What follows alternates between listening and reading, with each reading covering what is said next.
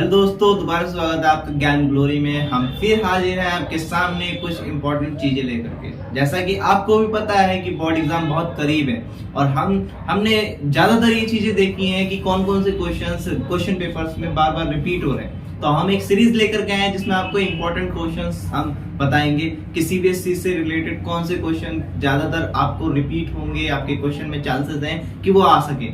तो आज हम लेकर के आए हैं मैथ का।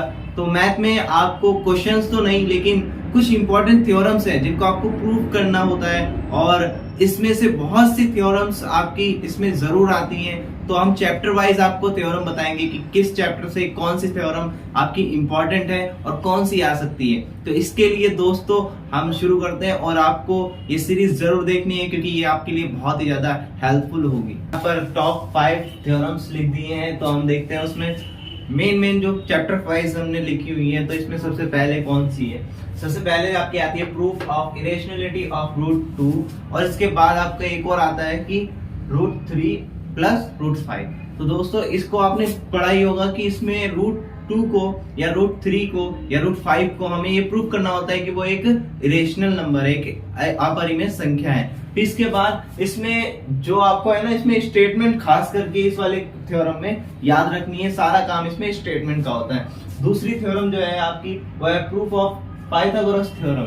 पाइथागोरस थ्योरम, यस गाइस, हमने राइट एंगल ट्रायंगल तो हमने पढ़ाई है, लेकिन उसमें जो पाइथागोरस हम यूज करते हैं तो उसको प्रूफ करना होता है इसमें कि पाइथागोरस थ्योरम असल में कैसे क्रिएट हुई है। फिर इसके बाद हमारा जो थर्ड है वो हमारी क्या है? Mid point theorem.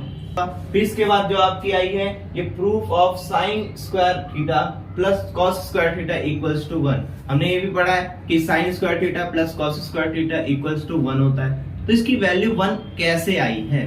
तो इसको प्रूफ करने के लिए भी आपको दोबारा से अपना चैप्टर पे जाना पड़ेगा, उसको देखना पड़ेगा। ये वो थ्योरम्स हैं जो एक्चुअल में आपसे पूछी जाती है और ज्यादातर पूछी जाती है। फिर इसके बाद आपकी है proof of converse of Pythagoras theorem.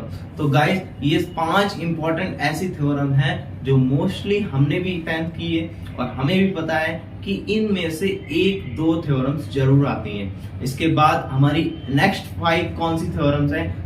दोस्तों हमारी जो छठी थ्योरम्स है वो क्या है? वो हमारी है area ratio theorem. Yes guys, ये हमारी छठी थ्योरम है जो कि बहुत ही ज्यादा इंपॉर्टेंट है। और फिर उसके बाद है थेल्स थ्योरम, जिसे हम बीपीटी भी बोलते हैं, बेसिक प्रोपोर्शनैलिटी थ्योरम। फिर इसके बाद जो आपकी 8वीं थ्योरम है वो क्या है? The length of tangent drawn from an external point to a circle are equal. और फिर इसके बाद जो आपकी लास्ट थ्योरम बचती है उसमें जैसे हम किसी चीज को जब कॉन्ग्रेट्स करते हैं तो हम जो प्रॉपर्टी यूज करते हैं वो क्या होती है? Angle angle, side side side, and जो लास्ट होती है वो साइड एंगल साइड। तो ये जो आपकी थ्योरम्स है 9 थ्योरम्स हमने आपको बताई है, ये बहुत ही ज्यादा इंपॉर्टेंट है। आपको भी पता होगा, आपने भी पढ़ रखा है, तो इसकी बहुत अच्छे से आपको तैयारी करनी है। इनमें से 2-3 थ्योरम या ज्यादा से ज्यादा 2 थ्योरम तो आपकी आनी ही है गाइस। तो इसकी बहुत अच्छे से प्रैक्टिस करनी है और भूलें ना, ज्ञान ग्लोरी को सब्सक्राइब करना ना भूलें और लाइक शेयर जरूर करें। Thank you.